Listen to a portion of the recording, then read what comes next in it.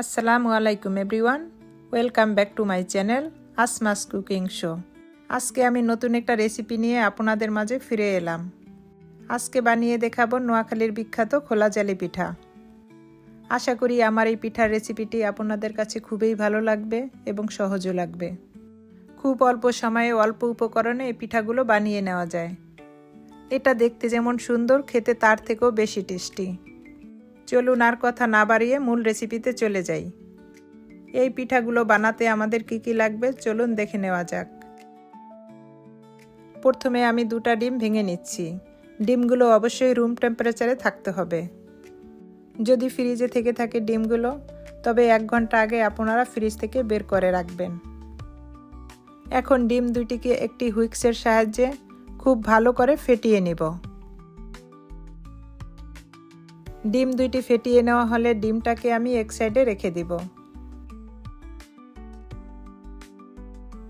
এখানে আমি 2 কাপ চালের গুঁড়া নিব। এখন এর ভিতরে দিয়ে দিব লবণ। 2 কাপ চালের গুঁড়ার জন্য প্রথমে আমি 1.5 কাপ পানি দিব। একটা হুইক্সের সাহায্যে চালের গুঁড়াটাকে এভাবে মিশাতে থাকব। মিশানোর পরেই বোঝা যাবে আরও কিছুটা পানি লাগবে কিনা। আমি এখানে একবারে পানিটা দিব না। এই পিঠাটা বানানোর জন্য ব্যাটারটা একবারে পাতলা হবে।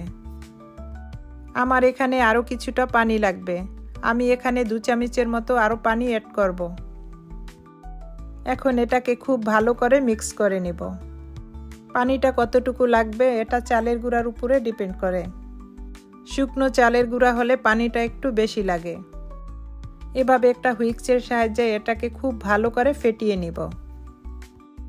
এটাকে এমনভাবে মিশাতে হবে এর ভিতরে যেন কোনো লাম্পস বা গোটা না থাকে। এই পর্যায়ে আমার ব্যাটারটা রেডি। আমি আগে যে ডিমটাকে ফেটিয়ে রেখেছি এটাকে ব্যাটারের ভিতরে দিয়ে দিব। এখন এটাকে আবারও একটা হুইক্সের সাহায্যে খুব ভালো করে মিক্স করে নিব। ডিমটা যেন পুরো ব্যাটারের সাথে খুব ভালো করে মিশে যায়। এই পর্যায়ে আমার ব্যাটারটা একদম রেডি।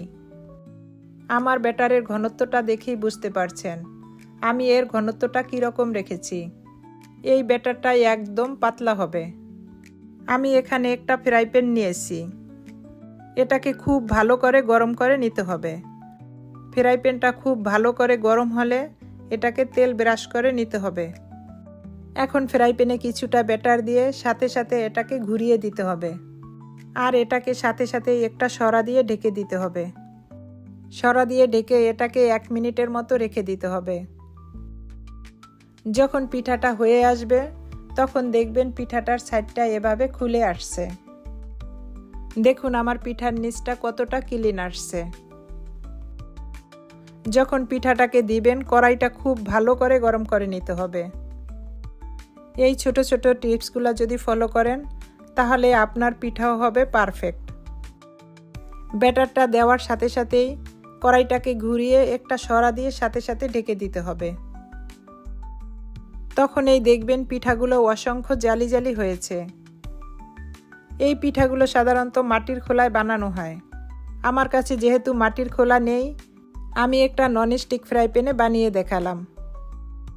এই পিঠাগুলো বানানোর সময় চুলার জালটা মিডিয়াম টু হাইতে রাখতে হবে। আমার এই ছোট ছোট টিপসগুলো যদি ফলো করে থাকেন তাহলে আপনার পিঠাও হবে পারফেক্ট। এভাবে আমি সব পিঠাগুলো বানিয়ে নিলাম। দেখুন আমার পিঠাগুলো কতটা সফট আর জালিদার হয়েছে। 2 কাপ চালের গুঁড়া দিয়ে আমার কতগুলো পিঠা হয়েছে। এই পিঠাগুলো এতটা সফট আর জালিদার হয়েছে আপনাদেরকে একটু দেখাচ্ছি। এভাবে করলে পিঠাগুলো একবারে হাতের মুঠে চলে যায়। কতটা সফট আর নরম হয়েছে আপনারা দেখেই বুঝতে পারছেন। এই পিঠাগুলো এতই সহজ যে কোনো সময় ঝটপট বানিয়ে নেওয়া যায়। এখন আমি এই পিঠাগুলোকে পরিবেশন করে দেখাবো। এই পিঠাগুলো আপনাদের পছন্দ মতো যে কোনো গোশ দিয়েই খেতে পারবেন। আমি আশা করি আপনাদের কাছে আমার এই রেসিপি ভালো লাগবে। আমার এই রেসিপি যদি ভালো লাগে একটা লাইক দিয়ে আমার চ্যানেলটাকে সাবস্ক্রাইব করে আমার চ্যানেলের পাশে থাকবেন এরকম নিত্য নতুন রেসিপি পাওয়ার জন্য।